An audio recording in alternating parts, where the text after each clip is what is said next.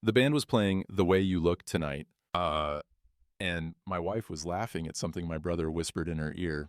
I stood at the edge of the Hartwell Foundation's dance floor, holding 2 glasses of champagne that had gone flat 20 minutes ago, watching Livia lean into Corin like he was the only solid thing in a room full of smoke. Her hand rested on his arm, casual, familiar, comfortable, in a way she hadn't touched me in longer than I wanted to count. The chandelier light caught her emerald dress, caught the easy tilt of her head, caught everything I used to think was mine. I spun my wedding ring without realizing it. The platinum had worn thin on the inside from years of this habit. This nervous rotation I couldn't stop, grinding a groove into metal like I was trying to work my way free. Something in my chest shifted. Not broke, not yet. Shifted, the way a foundation cracks months before the house starts leaning. She found me on the terrace, holding a champagne flute I hadn't drunk from, staring at the Manhattan skyline like it owed me an explanation. I'd escaped after asking Livia to dance. She'd glanced at her heels, 4-inch Louboutins, the red soles she loved more than anything I'd ever given her, and said, maybe later, I need to work the room. Then she'd drifted toward the foundation's largest donor without looking back, and I'd stood there like an idiot with my hand half extended toward empty air. The October wind cut through my tuxedo jacket. Good. I needed something sharp enough to feel. You're going to freeze out here. I turned. Mayra Voss stood in the doorway, silver dress catching the city lights, a glass of red wine in her hand, Livia's boss, the woman who ran the foundation my wife had worked at for 3 years. We'd exchanged polite small talk at half a dozen of these events, the kind of conversation you forget before you've finished having it. Just needed some air, I said. For 20 minutes? You were counting?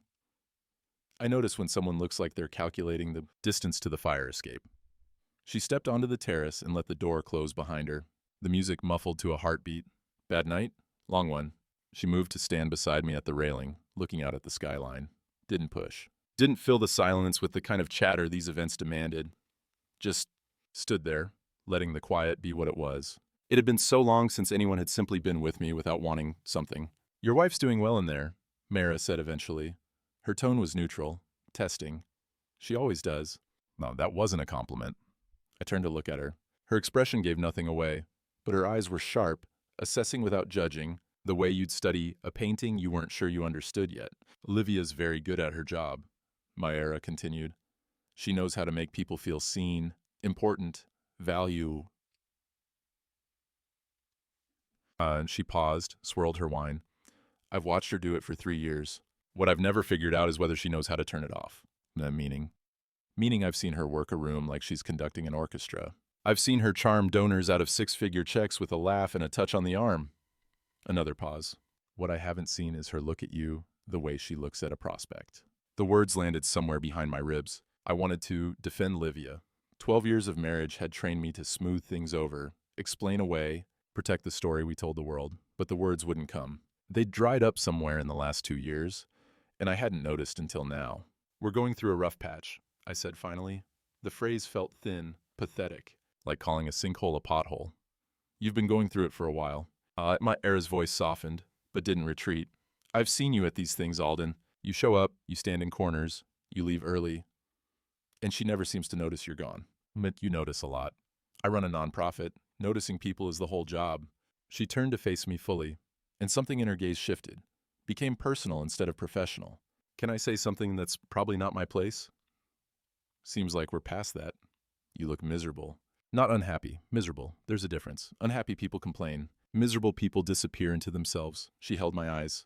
I've been watching you disappear for 2 years, Alden, and I don't think anyone else has said a word. The silence stretched between us. Inside, through the glass doors, I could see Livia still working the room, still laughing, still not looking for me.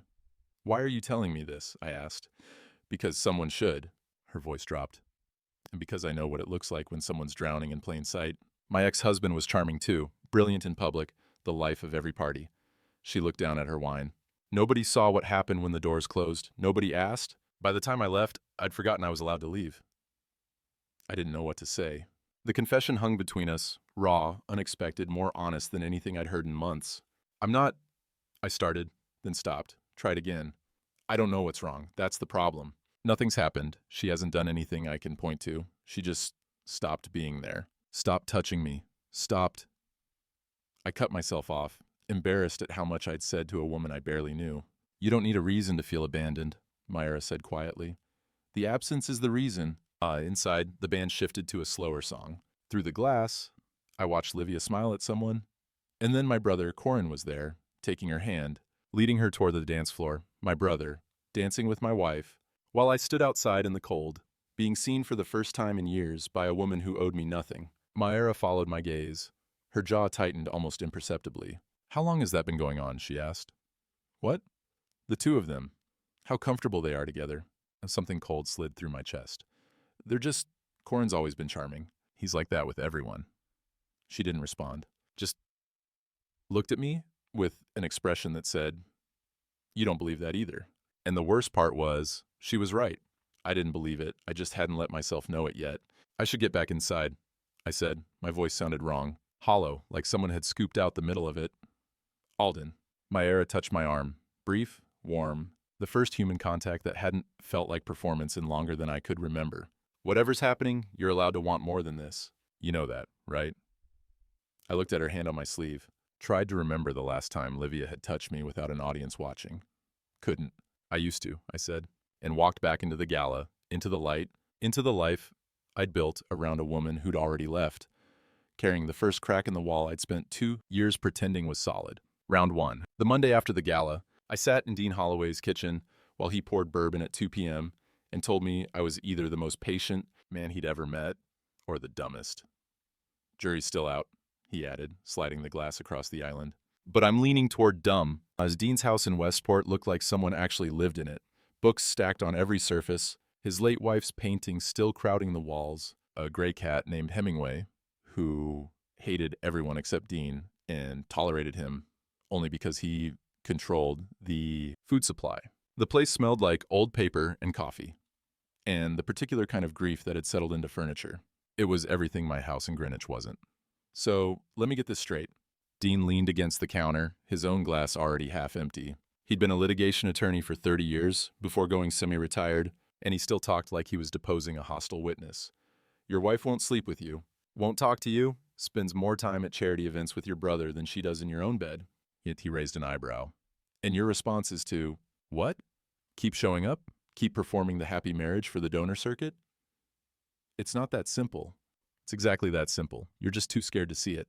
Dean Holloway had been my roommate at Dartmouth, best man at my wedding, godfather to the child Livia and I never had. He was the only person on earth who could say these things to me without getting hit. Didn't mean I wanted to hear them. "She's going through something," I said, turning the glass in my hands. The ice clinked, a sound I'd hear 100 more times before this was over. "Work stress. Her mother's been calling more. I'm trying to give her space." "Brother." Dean set down his drink. "You've been giving her space for 2 years. At some point, space becomes separate lives." And he studied me the way he used to study case files, looking for the weakness, the crack, the thing that didn't add up.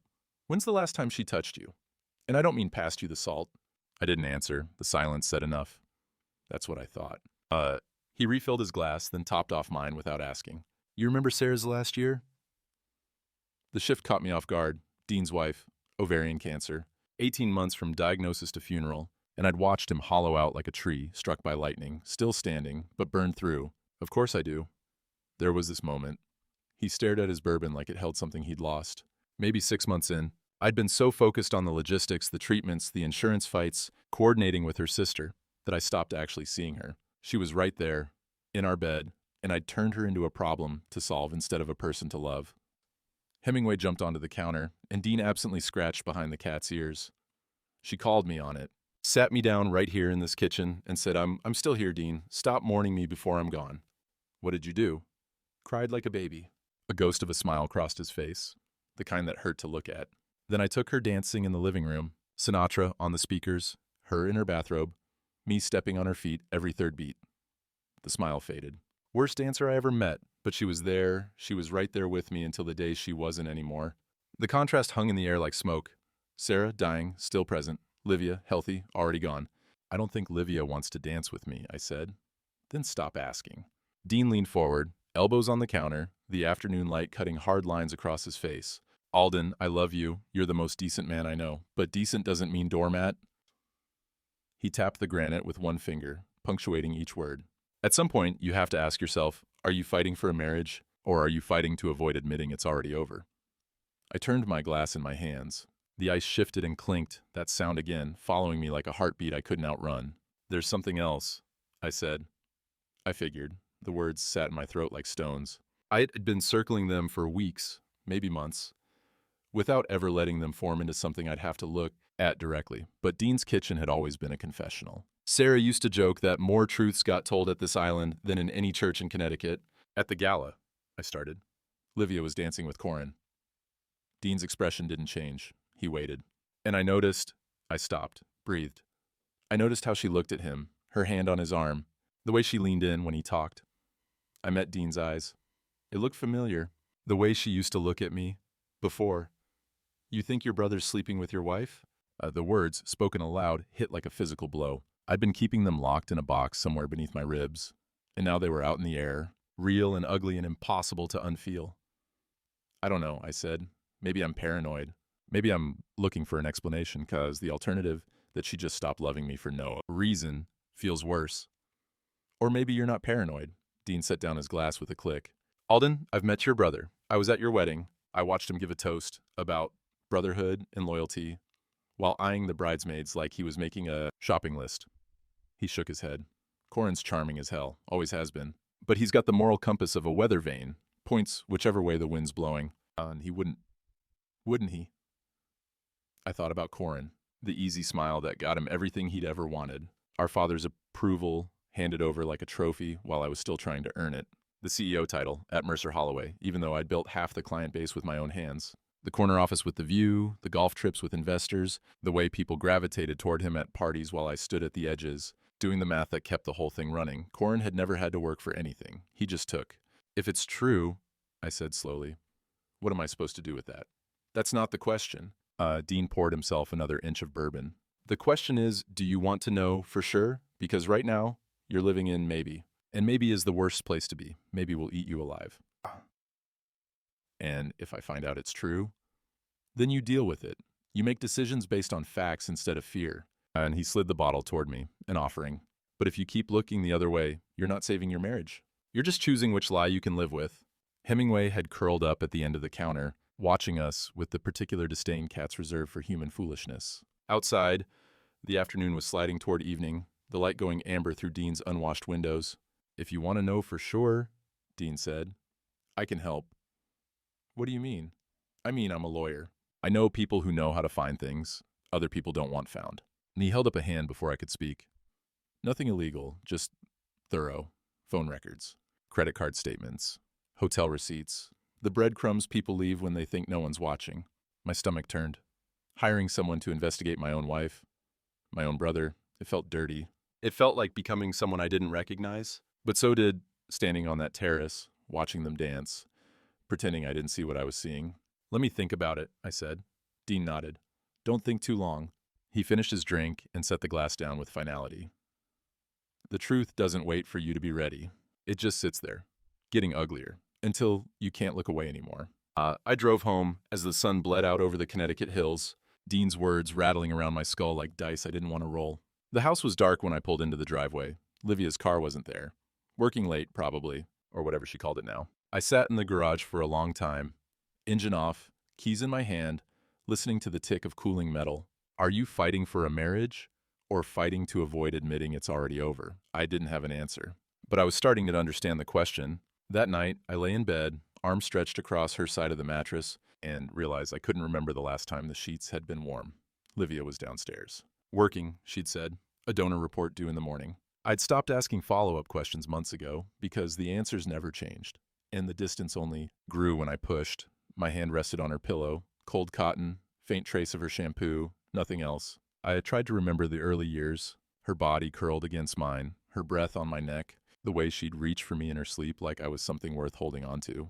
When had that stopped? There wasn't a date I could point to. Just a slow retreat, so gradual I hadn't noticed until I was lying alone in a king-size bed, wondering when the empty side had become permanent. I caught myself spinning my wedding ring again. The groove on the inside had deepened. I could feel it now. A small valley, worn into the platinum, from years of this unconscious habit.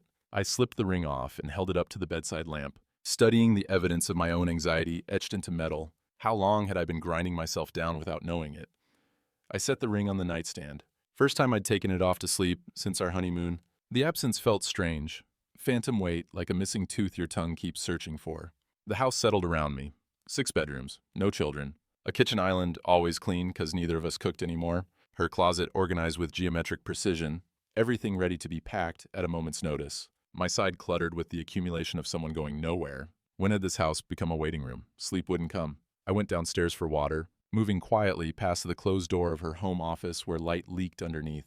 The kitchen was dark, appliances humming their eternal hum, and I was reaching for a glass when I saw it. Her phone. Charging on the counter, Livia never left her phone unattended. It was practically grafted to her hand, at dinners, in bed, during conversations that should have been just the two of us. The fact that it was here, alone, felt like finding a weapon left carelessly on the table. The screen lit up. Notification. A message preview I shouldn't have read but couldn't look away from. C. Miss you. Thursday still work? C. Just the initial. Could be anyone, a coworker, a friend. Nothing. But my hands were shaking when I set down the glass, and I left the water untouched, and I walked back upstairs with that black heart emoji burned into my vision like a brand. The next morning, I sat in my office at Mercer Holloway and pretended to review quarterly projections while my mind kept circling back to that phone screen. Outside my glass walls, the firm hummed along, analysts at their terminals, associates rushing between meetings, the ordinary machinery of money being managed and multiplied. My corner of it, mine and Corin's, technically, though I'd built half the client relationships while he collected the handshakes and golf invitations. The photo on my desk caught my eye. My parents' wedding day, 1978. My father's hands, calloused, rough, a construction worker's hands, wrapped around my mother's.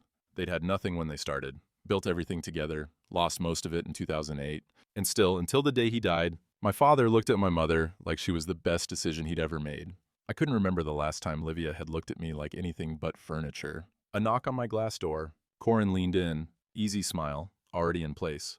The smile that had gotten him everything he'd ever wanted without having to work for it. Hey, Al, you disappeared early from the gala. And he stepped inside without waiting for an invitation, dropping into the chair across from my desk like he owned it. Everything okay? I studied him, looking for guilt in the familiar lines of my brother's face, finding only charm, that effortless confidence that had always made people overlook what he was actually doing. Just tired, I said. Livia wanted to stay, so I grabbed an Uber. She's something else at those events. Corin shook his head, appreciative. Natural, like she was born for it. A beat. His eyes met mine. You're lucky. The word landed wrong, not like a compliment, like a claim. You're lucky, as if luck was all I had. As if I hadn't earned her, built a life for her, given her everything she'd said she wanted, as if she was a prize that had simply fallen into my undeserving hands. Yeah, I said. Lucky. Corin stood to leave, and that's when I noticed it. The faint trace of something on his collar. Perfume. Not his. Corin had been divorced for 3 years and wasn't seeing anyone seriously. I knew every cologne he owned, every scent he carried. This wasn't one of them, but it was familiar. Too familiar. I said nothing. Filed it away with the phone notification, the dance at the gala, the way Livia leaned into him like gravity. The evidence was building. I just wasn't ready to look at what it was constructing. That evening, I found myself at a Voss Foundation board meeting, quarterly donor review. My attendance required as a major contributor. Livia was presenting, polished as ever, walking the room through engagement metrics with the kind of practiced confidence that used to make me proud. Now I just watched her perform and wondered who else was in the audience. Mayra caught my eye from across the conference table. A small nod, acknowledgement without intrusion. When the meeting ended and the board members scattered into networking clusters, she appeared beside me at the coffee station. You look like you've been thinking, she said quietly. Too much. Sometimes that's the only way through. She poured herself a cup, steam rising between us. How are you holding up? Honestly, I don't know yet. She didn't push, didn't offer platitudes or advice, just reached into her jacket pocket and pulled out a business card, her personal number handwritten on the back. If you ever want to talk, she said. No agenda, just coffee and honesty. I took the card. Her handwriting was neat, precise, nothing like Livia's elegant loops. Thank you. Don't thank me yet, on a faint smile. I'm told I ask uncomfortable questions. Maybe that's what I need. And she held my gaze for a moment, something passing between us that I couldn't name yet, something that felt like the first breath after being underwater too long. Then she moved away, back into the crowd, and I was alone again, with a business card, and a growing certainty that my life was about to change, whether I wanted it to or not.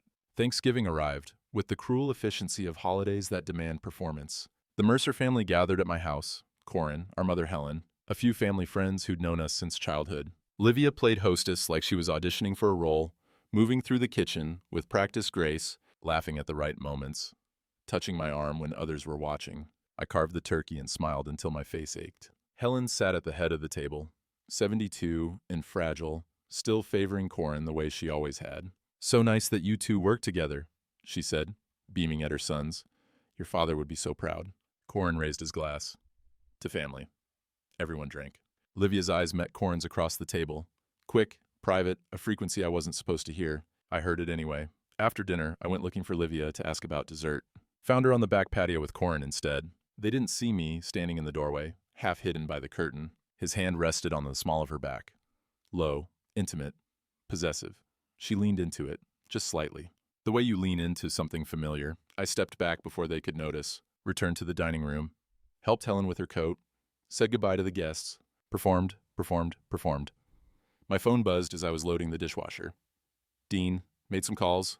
We should talk." "Tomorrow." I stared at the screen. The kitchen was quiet now, Livia upstairs claiming a headache, the house emptying out like a theater after the final act. "I'll be there," I typed back. The decision had made itself. I was just catching up. That night, I lay in the center of the bed for the first time, not reaching for her side, not waiting for warmth that wouldn't come. The wedding ring sat on the nightstand where I'd left it, a small circle of platinum catching the moonlight. I didn't put it back on. Outside, November wind stripped the last leaves from the maples. Inside, something was ending. I could feel it in my chest. Not pain exactly, but pressure, the weight of what was coming. Dean's words echoed in the silence. "The truth doesn't wait for you to be ready." Neither did I. Not anymore. Dean slid the folder across his kitchen table, and I understood why he'd poured the whiskey before I arrived. "Drink first," he said. "Then look." I didn't argue. The bourbon burned going down, and I set the glass aside and opened the manila folder like a man diffusing a bomb he already knew was going to explode. Hotel receipts. A mid-range business hotel, 15 minutes from the Mercer Holloway office. Room 614, booked dozens of times over the past 2 years. Paid in cash mostly, but twice charged to an American Express card registered to Corin Mercer. The second guest was listed as L. Ashford, Livia's maiden name. "There's more?" Dean said quietly. "Phone records. Calls between Corin's cell and Livia's, always when I was traveling. Always during hours I would have been unreachable. A pattern so consistent, it looked like a train schedule. And then the texts. Screenshots. I didn't ask how Dean had gotten them. Didn't want to know. The words swam in front of me, black letters on white background, casual and cruel. "Miss you, soon. He's in Chicago until Thursday. Can't stop thinking about last night. He doesn't suspect anything. Too busy being noble." I read that one 3 times. Too busy being noble. Like my decency was a joke between them. Like my loyalty was something to laugh about while they... And then I found the worst one, 8 months old. Livia to Corin. He's so oblivious, it's almost sad. Like kicking a dog that keeps coming back. The words sat there on the page, patient and permanent. A dog. That's what I was to her. A loyal, stupid animal too dumb to notice the boot coming down. "Alden." Dean's voice came from far away. "Say something." My hands weren't shaking. That surprised me. Something had shut down behind my eyes. A circuit breaker tripping, protecting the system from overload. I felt hollow, scraped out, like someone had reached into my chest and removed whatever used to live there. 2 years, I said. At least. I was trying to save us. The laugh that came out of me didn't sound like mine. For 2 years. I was trying to save something that was already dead. Yes. Dean didn't soften it.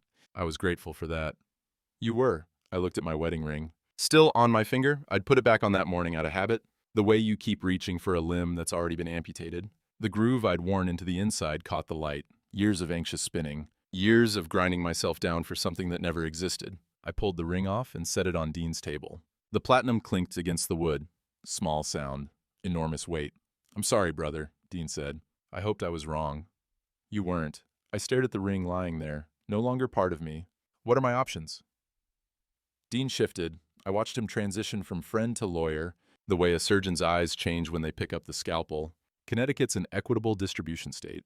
The house was yours before the marriage, but she's lived there 12 years. She'll claim interest. The prenup is solid, but she'll fight it. These things get ugly. And the company? That's more complicated." He refilled both glasses. "Mercer Holloway is a 50-50 partnership. If this goes public, the affair, the fact that it's your brother, clients will bolt. The firm's reputation is built on trust and discretion. This kind of scandal could collapse the whole thing. Corin knows that. Of course he does. It's his leverage. He thinks you won't burn down your own house just to get him out of it. I picked up the whiskey. The ice clinked, that sound again, following me through every truth I didn't want to hear. He's wrong. Dean raised an eyebrow. Is he? I built that company. The client relationships, the operational systems, the reputation, that was me. Corin brought the charm and the golf handicap. I drank, felt the burn. I can build another one, but I can't spend the rest of my life looking at him across a boardroom, knowing what he did. And so what's the play? I thought about it. The pieces arranging themselves like a chess problem. Not emotional, not yet, just geometric. Facts and positions and possible moves. The affair is personal. I can't touch him with that, not without destroying the firm. I set down the glass. But Corin's always been sloppy, expense reports that don't add up, client entertainment that's really personal trips. And the relationship with Livia, she was technically a vendor when it started. Her foundation was contracted for our charitable giving program. HR violation, conflict of interest, at minimum, enough to give the board cover if they want to push him out. Dean studied me. You're being awfully calm about this. I'm not calm. I met his eyes. I'm done. There's a difference. What's the difference? Calm is waiting for something to change. Done is deciding to change it yourself. A silence settled between us. Hemingway had disappeared somewhere, leaving us alone with the whiskey and the folder full of evidence and the ring lying abandoned on the table. What about Livia? Dean asked. Are you going to confront her? Not yet. I need the full picture first. I need to know exactly where I stand before I let her know I'm standing anywhere at all. And Corin? Something shifted in my face. I felt it happen. A coldness I didn't know I had, rising up from somewhere deep. Corin thinks I'm the reasonable one, the good brother, the one who always forgives, always compromises, always takes the high road. I stood, tucking the folder under my arm. Let him keep thinking that, right up until the moment he realizes I'm not. Dean walked me to the door. The November air was sharp, the sky the color of old pewter. Alden. He gripped my shoulder. Whatever you're planning, be careful. Wounded animals are dangerous. And your brother's about to find out he's not the predator he thought he was. I know. I looked back at him. That's what I'm counting on. I drove home with the folder on the passenger seat, the ring still on Dean's kitchen table, and something new taking shape in my chest. Not anger, not yet. Something colder, more patient. The truth doesn't wait for you to be ready. But revenge, I was learning, does. The guest room door was closed when I got home. It had been closed for 3 weeks. I used to knock. I stopped. December had arrived without asking permission, draping the neighborhood in lights and wreaths, in the performance of joy. Our house had been decorated by the same service we used every year. Tasteful white lights along the roofline, a 12-foot Fraser fir in the living room, garland winding up the banister, magazine perfect. Nobody home to enjoy it. I walked through the rooms like a curator in a museum of my own failed life. The kitchen, granite counters wiped clean, 2 coffee cups in the cabinet that had once matched, one of which would never be used again. The living room, that enormous tree glittering in the corner, presents underneath that Livia's assistant had wrapped, and I had paid for, neither of us knowing or caring what was inside. The master bedroom, her side of the closet half empty now, clothes disappearing in increments, hangers left behind like the bones of something that had already fled. She was preparing to leave. Not announcing it, just executing it in slow motion, trusting I was too oblivious to notice.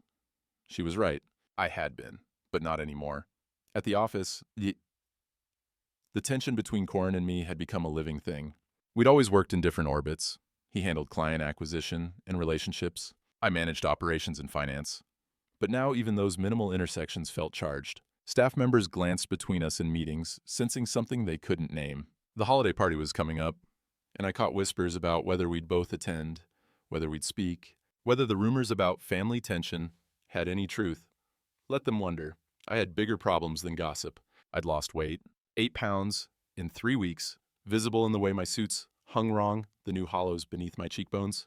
My assistant asked if I was feeling okay. I said I was fighting something off, which was true, in a way. The ring lived in my desk drawer now. Every morning I opened the drawer, looked at it, and closed the drawer again.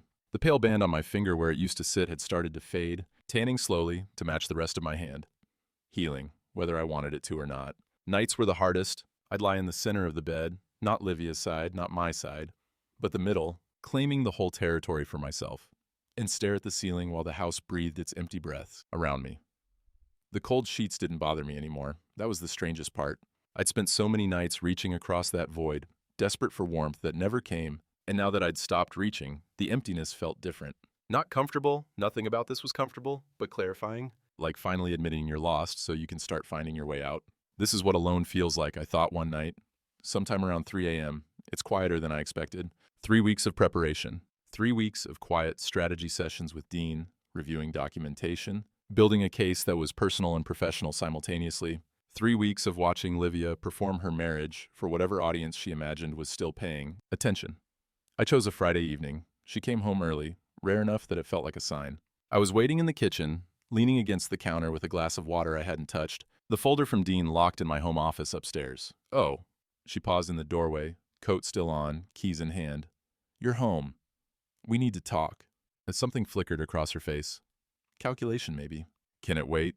I have an early call tomorrow. No. I kept my voice level, calm. The way you speak when you've already made every decision that matters. It can't. She studied me. I watched her process the situation. The unusual stillness in my posture, the absence of the wedding ring she hadn't noticed was gone. The fact that I wasn't backing down the way I always backed down. All right. She set down her purse, removed her coat, armor off, but not really. What's this about? Room 614, I said. The Marriott on Post Road. You've been there 43 times in the past 2 years. Paid cash mostly, but twice on Corin's Amex. The color drained from her face. It happened fast, faster than I expected, and for one moment I saw her truly, without the mask, without the performance. Just a woman caught in something she thought she'd hidden. Alden? I have phone records, text messages. I didn't raise my voice. Didn't need to. I know about the calls when I was traveling. I know about the donor dinners that were really hotel rooms. I know about all of it, Livia. You went through my things? Her voice climbed. You hired someone to spy on me? I didn't have to look hard. You weren't careful. Neither was he. She shook her head, regrouping, finding her footing. I watched the calculation return to her eyes, the performance clicking back into place. You're unbelievable. After everything I've put up with, what have you put up with? The question came out quiet, but it stopped her cold. A husband who worked, who provided, who was here. Livia, what exactly was so unbearable about being married to me? You were never here. But she hurled the words like weapons. You just showed up. You went through the motions. You were so busy being the good husband on paper that you never bothered to ask what I actually needed, and what you needed was my brother. Silence. The kitchen hummed its refrigerator hum. Outside, someone's Christmas lights blinked in a cheerful pattern that had nothing to do with us. How long? I asked. She didn't answer. How long, Livia? 2 years. She said it like a confession and a defense simultaneously. 2 years, Alden, and you never noticed. You never saw me. You just saw what you wanted to see, the wife, the hostess, the accessory to your perfect life. I could have been anyone. So you chose him, my brother. Of all the people in the world, he saw me. Her voice cracked. And for a moment, I glimpsed something real beneath the performance. Pain, maybe, or the memory of it. He made me feel like I existed. Like I was more than just furniture in your perfect house.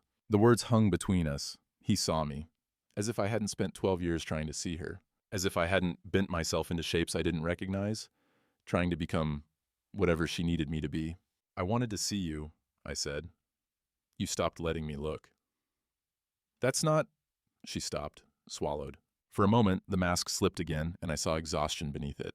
The tiredness of someone who'd been running a con for so long she'd forgotten what the truth felt like. It doesn't matter now, does it? No. I was surprised by how steady my voice sounded. I don't think it does.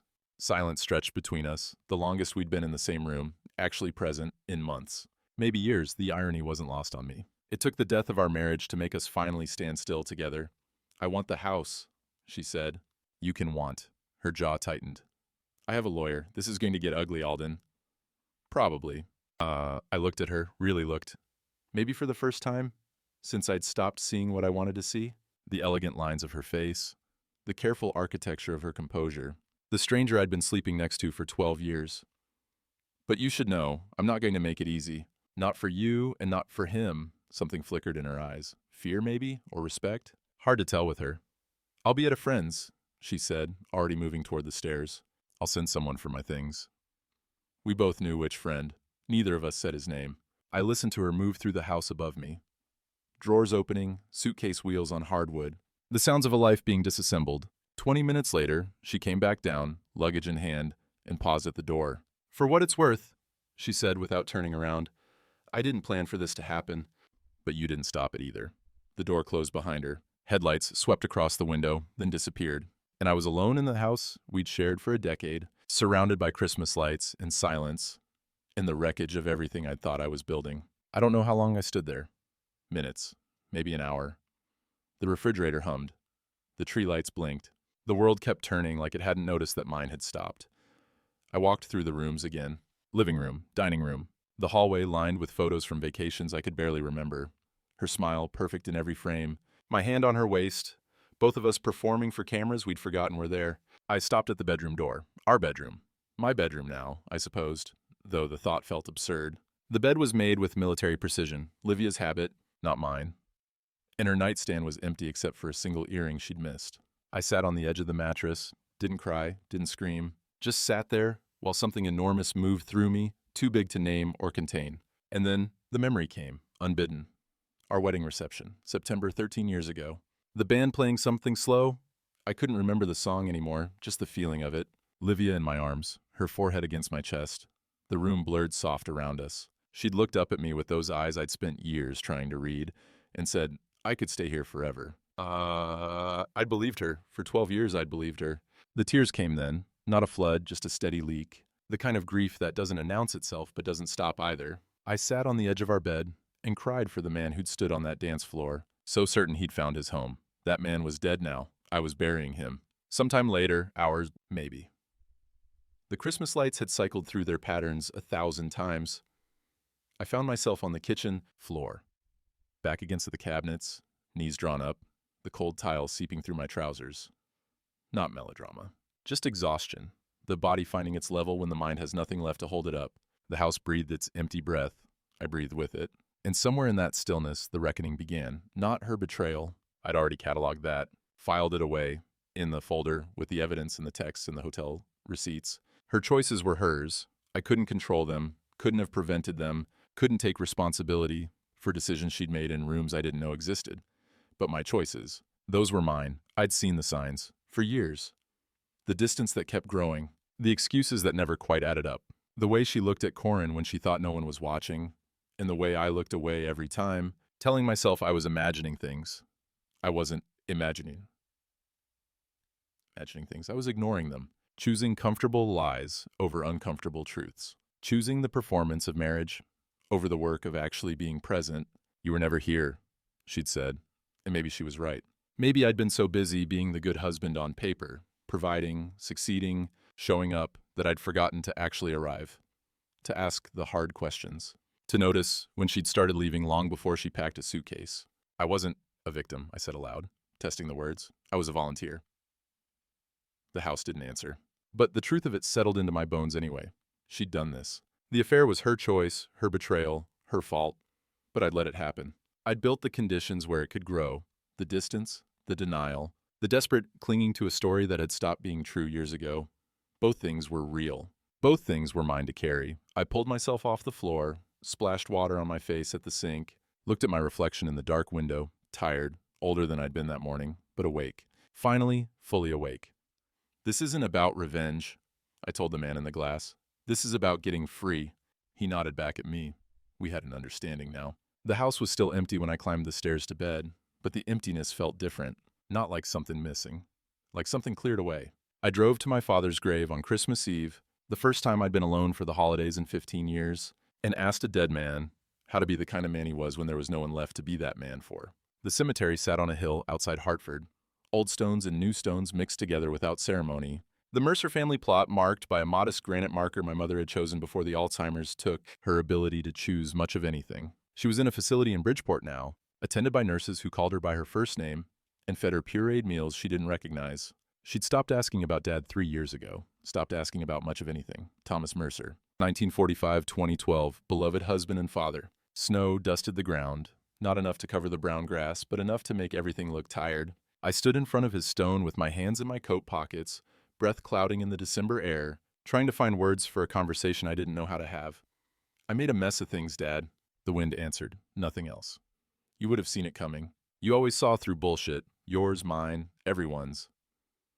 I crouched down, brushed some snow off the granite. Remember what you told me when I said I was going to marry Livia? You said, make sure she's the kind of woman who'll hold your hand when the money runs out. I thought you were being pessimistic. Turns out you were being prophetic. The money hadn't run out, but everything else had. I thought about my parents, 45 years of marriage before the cancer took him. They'd had nothing when they started. Dad's construction business was just a truck and a dream. Mom working nights at the hospital to keep the lights on. I'd watch them build everything together, lose most of it in 2008, and still find a way to hold hands at the kitchen table, like they'd just started dating. What was their secret? I'd asked Dad once, near the end, when the chemo had stripped him down to bone and will. There's no secret, he'd said, his voice like gravel in an empty cup. You just decide, every day, to be the right person for her. Not the right person, her right person. And you keep deciding until you can't decide anymore. I'd tried that with Livia. Hadn't I? Or had I just decided what I thought she wanted and called it love? How do you know the difference? I asked the stone. Between fighting for something real and just being too scared to let go of something dead? The wind blew. A crow called somewhere in the bare trees. My father offered no answers because the dead don't deal in certainties. They just leave you alone with your questions and trust you to figure it out. I stayed until my fingers went numb. Then I got in the car and drove back to a house that had never felt less like home. The Christmas lights blinked there in different patterns. I'd unplugged the tree, couldn't stand the cheer of it anymore. But the exterior lights were on a timer, and I didn't have the energy to find the switch. Dean's gift sat on the counter, a bottle of Blanton's, the good stuff, with a note that said, for the hard nights, there will be several. I poured 2 fingers, added ice from a tray Livia had filled before she left, and listened to the sound of it settling in the glass. That sound, following me everywhere now. Ice against crystal, the small music of truth-telling moments. I sat in the living room with the lights off, whiskey warming my chest, and ran the audit I'd been avoiding for weeks. Career, successful, meaningful even. I'd built something real at Mercer Holloway. Relationships, systems, a reputation for integrity in an industry that didn't always reward it. That part was mine. That part I could keep. Marriage, a performance I'd mistaken for partnership. 12 years of showing up without arriving, providing without connecting, mistaking proximity for presence. I'd been so focused on being a good husband on paper that I'd never asked whether I was being a good husband in practice. Brother, a rival I'd pretended was an ally. Corin had always taken what he wanted. Dad's approval, the CEO title, the spotlight. I told myself that was just his nature, that family meant accepting each other's flaws, but there's a difference between accepting someone's flaws and letting them use your loyalty as a weapon against you. Self, a man who'd confused showing up with being present, who'd chosen comfortable blindness over uncomfortable sight, who'd built a life on foundations he'd never bothered to inspect. The reckoning wasn't pleasant, but it was honest, and honesty had been in short supply for longer than I wanted to admit. I thought about Myra's words on that terrace a lifetime ago. You're allowed to want more than this. More than what? More than settling. More than performing. More than waiting to be chosen by someone who'd already chosen someone else. I'm allowed to choose myself, I said to the empty room. The words felt strange in my mouth. Selfish, almost, after a lifetime of putting the marriage first, the company first, everyone else's comfort first.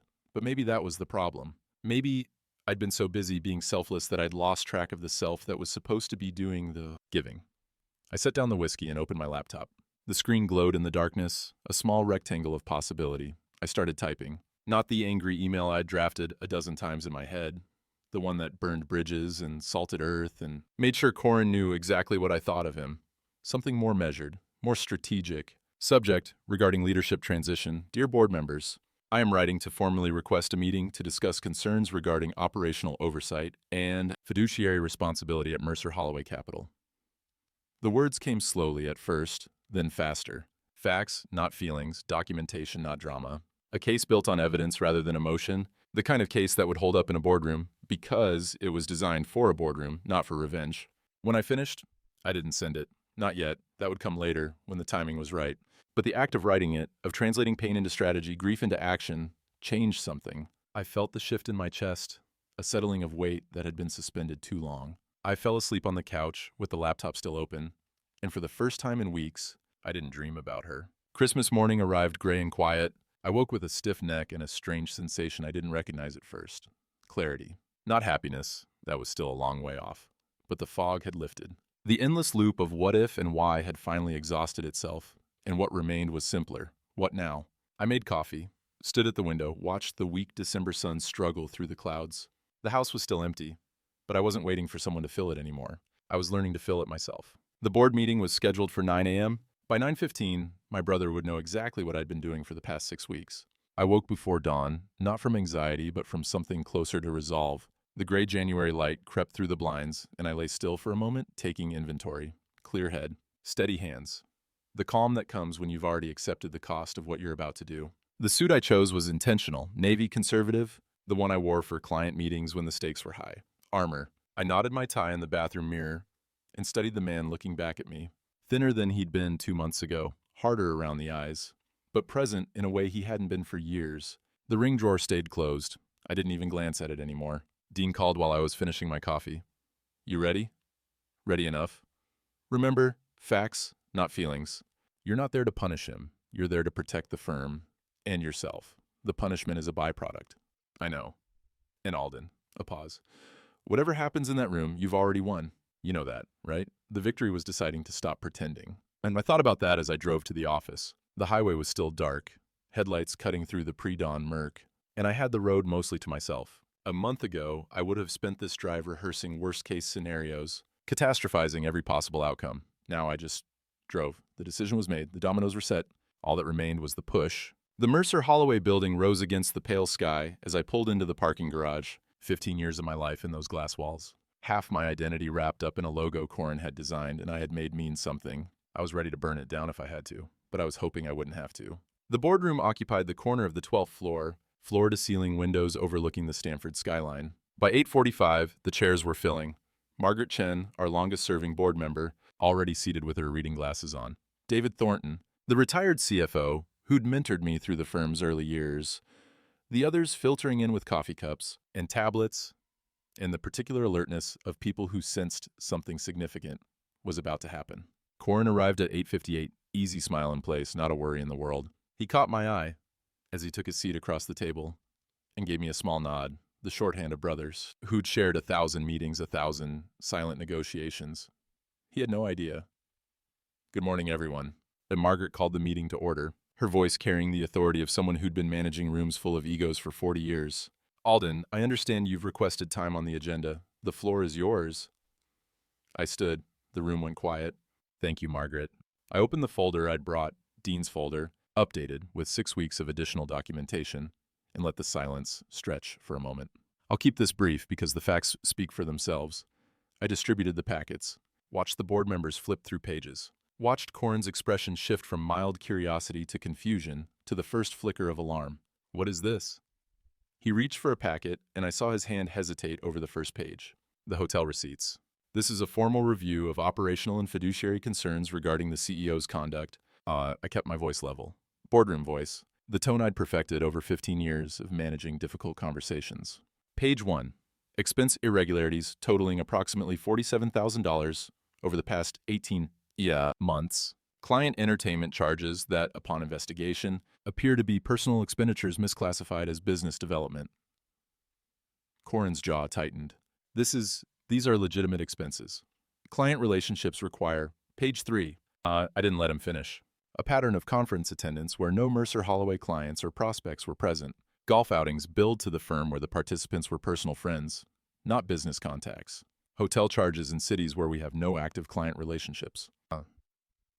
The board members were reading now, flipping pages, exchanging glances. Margaret's expression had gone carefully neutral, the look she wore when she was calculating outcomes. Page 7, I continued. Documentation of a personal relationship between the CEO and a vendor, specifically, the Director of Development at the Voss Foundation, which has been contracted to manage our charitable giving program for the past 3 years. This relationship was not disclosed to the board and represents a material conflict of interest under our governance policies. Corin's eyes met mine across the table. The easy smile was gone now, replaced by something rawer. Anger, fear, the dawning recognition that the brother he'd dismissed as noble and oblivious had been building a case while he'd been building excuses. This is personal. His voice came out tight. You're angry about. This has nothing to do with the company. On the contrary. I sat back down, folder closed. My personal life is not the board's concern. Your professional conduct is. I'm not asking anyone to take sides in a family matter. I'm asking the board to fulfill its fiduciary responsibility and address documented violations of company policy. Silence. The kind that fills a room when everyone understands the ground has shifted beneath them. Margaret broke the silence. Alden, what exactly are you proposing? I reached into my folder and withdrew the final document, a buyout agreement. Fair market valuation of Corin's partnership stake, structured payout over 18 months, clean separation with mutual non-disparagement clauses. I slid it across the table toward my brother. Sign this, transition your responsibilities over the next 30 days, and we all move forward. The firm survives. Your reputation survives. Everyone walks away whole. Corin stared at the document like it might bite him. You can't be serious. I've never been more serious about anything in my life. And if I don't sign? I let the question hang for a moment. Then I release the full documentation to our top 20 clients. I file a formal complaint with the board's ethics committee, and I let our legal counsel determine whether any of these expenses constitute misappropriation of firm funds. I held his gaze. You know our clients, Corin. You know how they'd react. How fast would they pull their accounts if this went public? The color drained from his face. He knew. Mercer Holloway's entire reputation was built on discretion and trust. The kind of scandal I was describing wouldn't just damage the firm, it would gut it. You'd destroy everything we built, he said.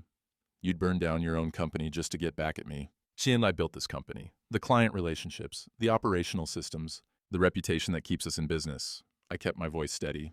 You brought the charm and the golf handicap. If it comes down to it, I can rebuild. The question is whether you can.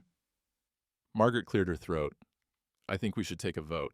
All in favor of accepting Alden's proposal and initiating a leadership transition? 5 hands went up.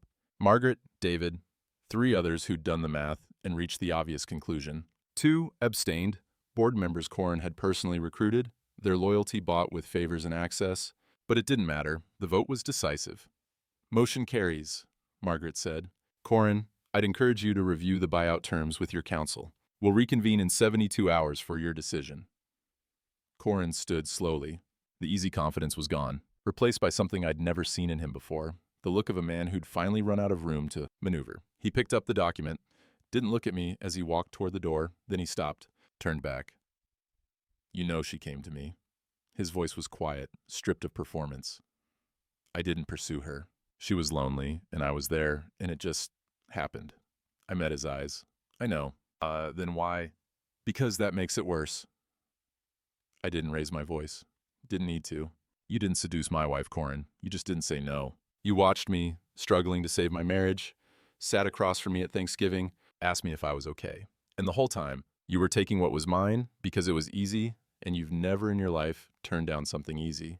He had no answer for that. The door closed behind him, and he was gone. The boardroom emptied slowly. Handshakes, murmured assurances, the careful diplomacy of people navigating a minefield they hadn't expected. I stayed in my seat, watching the January sun climb over the Stamford skyline, letting the adrenaline drain. Margaret lingered by the door.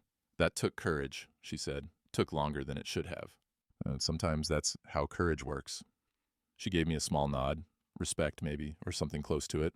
For what it's worth, your father would be proud. He always said you were the one who'd hold things together when it mattered. She left. I sat alone in the boardroom, surrounded by empty chairs and scattered coffee cups and the wreckage of a partnership that had never been what I'd pretended it was. The sacrifice was real. I'd bought out my brother at fair market value, money that would take years to recover. I'd killed the dream of Mercer Brothers, the legacy we were supposed to build together. I'd lost my brother, though I suppose I'd lost him long before today, but I'd kept my integrity. I'd kept the company. I'd kept myself. That had to count for something. That evening, I called Myra. It's done, I said. A pause. How do you feel? I thought about it. The boardroom, Corin's face, the vote that had changed everything and nothing. Empty, I said finally, but the right kind of empty. What's the right kind? The kind that means something's been cleared out, not taken, cleared, like there's room for something else now. That's a start. I could hear the smile in her voice, warm, genuine, nothing performed. Are you okay? I will be. The words surprised me, but they felt true. I think I actually will be. Would you want to get coffee sometime? She asked. No agenda, just coffee. I looked around my empty kitchen. The Christmas lights were finally off. The tree was gone. The house was still too big, too quiet, too full of memories I was still learning to set down But for the first time in months, the silence didn't feel like an accusation. "I'd like that," I said. Spring came late that year, but when it came, it meant it. I stood on the balcony of my new apartment, a two-bedroom in Westport. Nothing like the Greenwich house, everything like a fresh start, and watched the morning light play across the harbor. 3 months since the board meeting, 2 months since the divorce was finalized, 6 weeks since I'd stopped counting the days. The coffee was hot in my hands. Good coffee, the kind I'd started making for myself instead of grabbing whatever was fastest on the way to the office. Small things. The texture of a life being rebuilt one deliberate choice at a time. I looked down at my fingers wrapped around the mug. The pale band where my wedding ring used to live had finally tanned over, blending into the rest of my hand like it had never been there at all. For months, I'd check at it every morning. A reflex? A wound I couldn't stop touching. Now I had to remind myself to look. The mark was gone. I was whole. Inside, the apartment held the evidence of someone actually living. Running shoes by the door, I'd start it again, 3 miles every morning before the world woke up.